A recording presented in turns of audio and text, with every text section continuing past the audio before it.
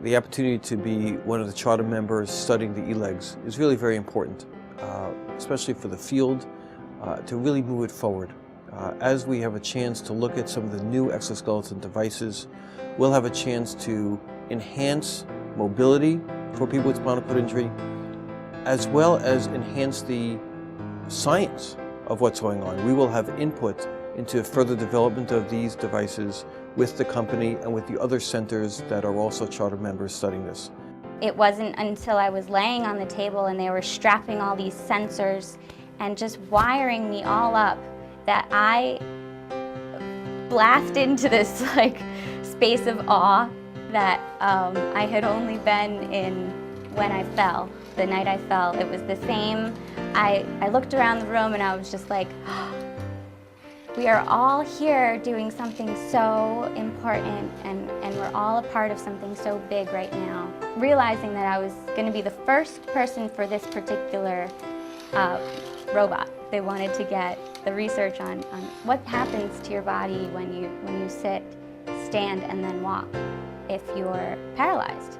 It was just a phenomenal experience. We had 6 individuals of varying spinal cord injury level use the exoskeleton, and without exception, all 6 of them walked over ground.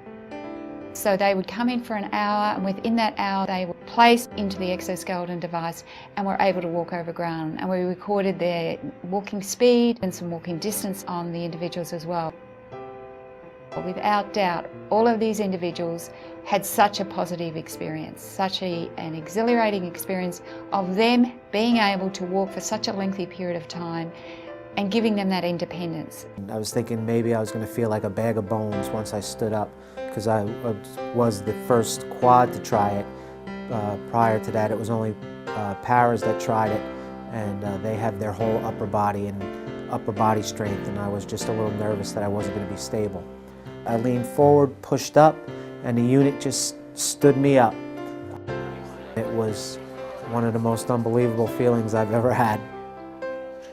We just started walking, and I was up for an hour and 10 minutes, 31 minutes of actual walking, and I believe they said it was like 520 steps. The initial feedback I got was that I did unbelievable. That's good. Nobody Good knew what to expect because I was the highest level, so I tried it. Yeah, let's run.